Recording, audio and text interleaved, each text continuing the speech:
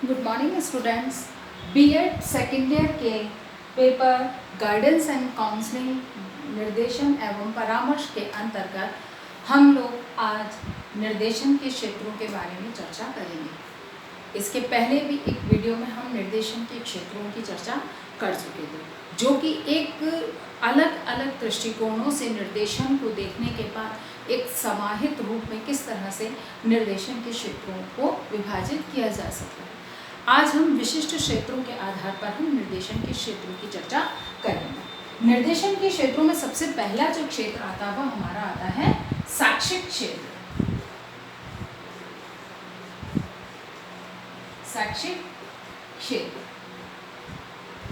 शैक्षिक क्षेत्र की दृष्टि से हम निर्देशन के क्षेत्रों की चर्चा करेंगे कि शैक्षिक क्षेत्र में किस किस तरह दृष्टिकोणों से निर्देशन का कार्य किया जाता है या उसके को ध्यान में आवश्यकता होती है। तो सबसे पहला जो इसमें शैक्षिक क्षेत्र के अंतर्गत आता है वह है विषय चयन में। विषय चयन शैक्षिक क्षेत्र में सबसे पहली आवश्यकता यही है, जो इसका क्षेत्र है या निर्देशन दिया जाता है वह दिया जाता है विषय के चयन में, क्योंकि विद्यार्थी जब एक सामान्य शिक्षा को अर्जित करने के बाद विशिष्ट योग्यता के लिए उसे विषय चयन की आवश्यकता होती है, उस समय वह उसे निर्देशन की आवश्यकता होती है। निर्देशन का कार्य इसमें बालक का सहयोग करता है कि उसकी योग्यता और क्षमताओं के अनुसार कौन सा विषय उसको चुनना चाहिए, जो उसके भविष्य के विकास के लिए बहुत, व्यक्तित्व विकास, भविष्य निर्माण के लिए बहुत उपयोगी साबित हो सकता है। दूसरा है पाठ्य सहगामी क्रियाओं के चयन में। पाठ्य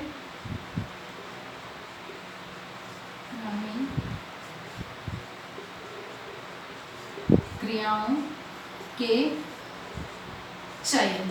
पाठ्य सहगामी क्रियाओं के चयन में, क्योंकि बालक को अपनी रुचि योग्यता के अनुसार, क्योंकि शैक्षिक प्रक्रियाओं के साथ ही उसे एक तरह से अपने सर्वांगीण विकास की दृष्टिकोण से अन्य गतिविधियों में भी प्रशिक्षण की आवश्यकता होती है। अब बालक में सही किस तरह की योग्यता है उसके चयन के लिए भी या उसके अनुकूल उसकी कौन सी ऐसी पाठ्य सहगामी गतिविधि है जिसमें कि वह बेहतर प्रदर्शन कर सकता है, उसमें निर्देशन एक महत्वपूर्ण भूमिका निभाता है। नेक्स्ट आता है पाठ्यक्रम, नवीन पाठ्यक्रम के निर्णय के लिए।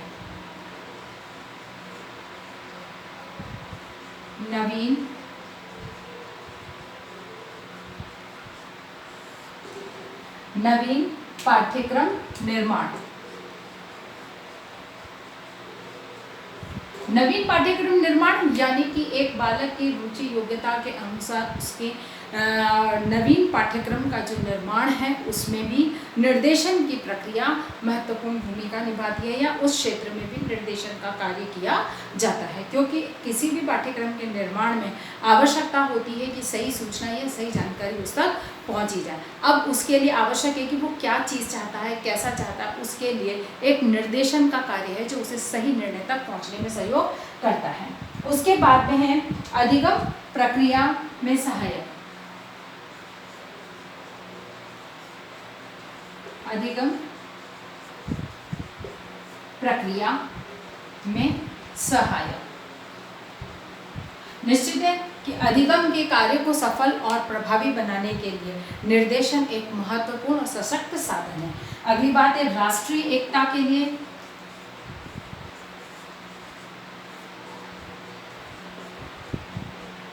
राष्ट्रीय एकता की भावना के लिए, है ना, राष्ट्रीय एकता की भावना के विकास के लिए भी निर्देशन एक महत्वपूर्ण कार्य करता है, जिसमें कि उस बालक को विभिन्न सभ्यताओं और संस्कृतियों के बारे में सत्य सूचनाएं प्रदान करके और उसके भावनाओं को संपूर्ण राष्ट्र के प्रति एकता की भावना के लिए प्रेरित किया जाता है। फिर अपव्यय व अवरोध को रोकने के लिए,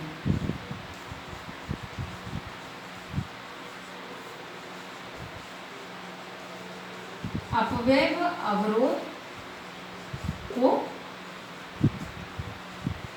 रोकने के लिए, ठीक है ना। अपव्यय और अवरोध, क्योंकि बालक कई बार अपनी शिक्षा बीच में अधूरी छोड़कर चला जाता है या एक क्लास में एक से अधिक बार फेल होता है तो ये अपव्यय यानी कि छोड़ के चला जाना या अवरोध, किसी एक विषय में उसका फेल होना या एक ही कक्षा में फेल होना अवरोध कहलाता है। इस समस्या के समाधान में निर्देशन महत्वपूर्ण भूमिका निभाता है, जिससे कि बालक की मूल समस्या को जाना जाता है और उसे सही समाधान सुझाकर और उसकी शिक्षा को निरंतर रखने के लिए प्रेरित किया जाता है। अगली बात आती है प्रौढ़ शिक्षा।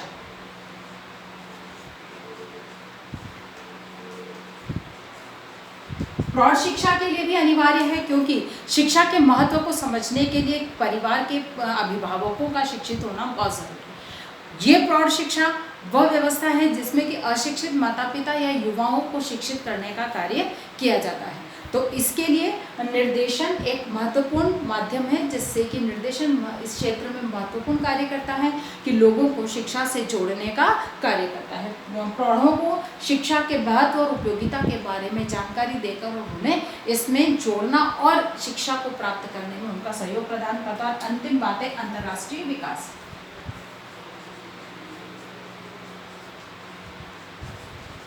अंतर्राष्ट्रीय भावना का विकास, यानी कि अंतर्राष्ट्रीय भावना के विकास में भी निर्देशन महत्वपूर्ण कार्य करता है, क्योंकि इसमें बालक को विभिन्न अन्य राष्ट्रों की सभ्यता, संस्कृति, मूल्य, व्यवसाय आदि की जानकारी दी जाती है, उनके बारे में निर्देशित किया जाता है, जिससे कि वह उनके प्रति भी अपने उचित भावनाओं का विकास कर सके। फिर व्यावसायिक क्षेत्र।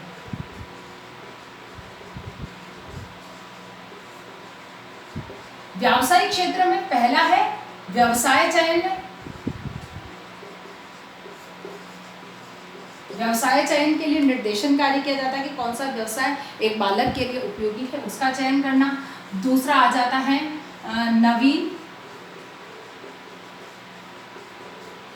नवीन परिवर्तनों की जानकारी, कि व्यवसाय में क्या नवीन परिवर्तन या क्या नवीन आविष्कार अनुसंधान में है, उसकी जानकारी बालक तक, व्यक्ति तक पहुंचाना का कार्य निर्देशन का होता है। अगला है अवसरों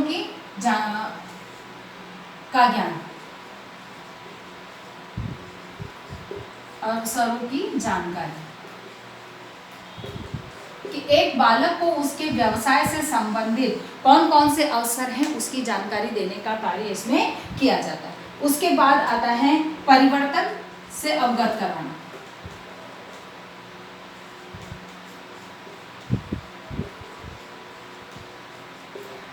जो भी नवीन परिवर्तन, यहाँ पर नवीन अनुसंधानों की जानकारी देना और जो व्यवसाय की परिस्थिति, वातावरण, आवश्यकताओं में जो परिवर्तन होता है उसकी जानकारी उपलब्ध कराना। फिर आता है विशेषज्ञता।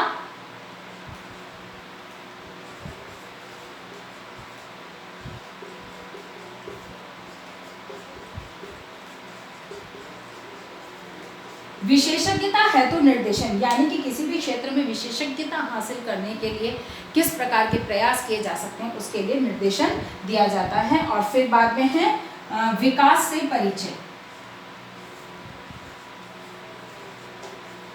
विकास की जानकारी, व्यवसाय के क्षेत्र में किस तरह का विकास किया जा रहा है, हो रहा है, इससे परिचित कराना या जानकारी देना। तीसरा आता है वैयक्तिक क्षेत्र, यानी कि एक व्यक्ति को उसकी व्यक्तिगत आवश्यकताओं के अनुसार किस तरह से निर्देशन दिया जाता है। तो सबसे पहले है समस्या समाधान, यानी कि एक बालक को समस्या समाधान के लिए तैयार करना कि संकट की परिस्थिति में मतलब अपनी समस्याओं का वो समाधान कैसे ढूंढ सकता है या कैसे प्राप्त कर सकता है। हर समय उसे निर्देशन की आवश्यकता नहीं होती। दूसरा है आपदा प्रबंधन। आपदा प्रबंधन यानी कि कठिन परिस्थितियों में, आपदाओं के समय किस तरह से वह संकट के समय किस तरह से उन परिस्थितियों से निपट सकता है, इसके लिए प्रशिक्षण देना। उसके बाद में आता है समायोजन।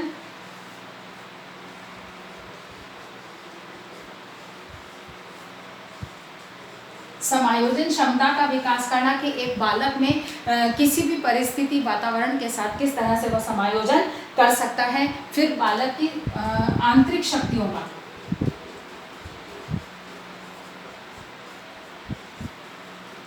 आंतरिक शक्तियों का विकास, आंतरिक शक्तियां जो बालक में जन्मजात शक्तियां विद्यमान होती हैं उनके विकास में भी निर्देशन महत्वपूर्ण भूमिका निभाता है, यानी कि निर्देशन का कार्य उस क्षेत्र में भी महत्वपूर्ण होता है। फिर पारिवारिक संघर्ष, मानसिक पारिवारिक संघर्ष से,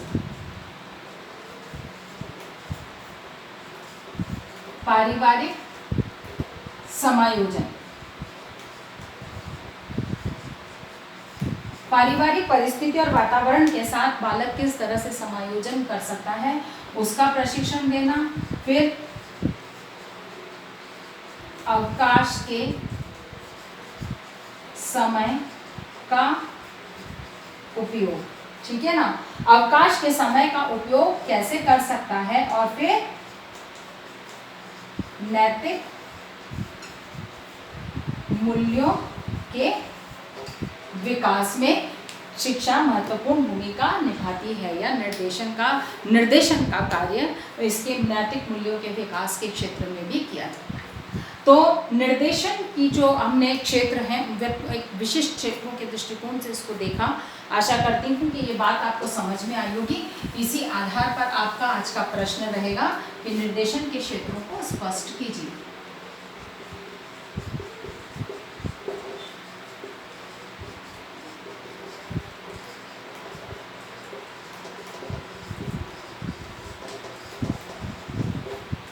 अपनी बात को समाप्त करने से पहले कोविड-19 की इस महामारी के दौर में अपने आप को सुरक्षित रखें। बहुत अधिक आवश्यकता होने पर घर से निकलें। घर से निकलते हैं तो अपने हाथों पर को सैनिटाइज करते रहें, मुंह पर मास्क लगाएं और सोशल डिस्टेंसिंग का पालन करें। स्वस्थ रहें, सुरक्षित रहें। धन्यवाद।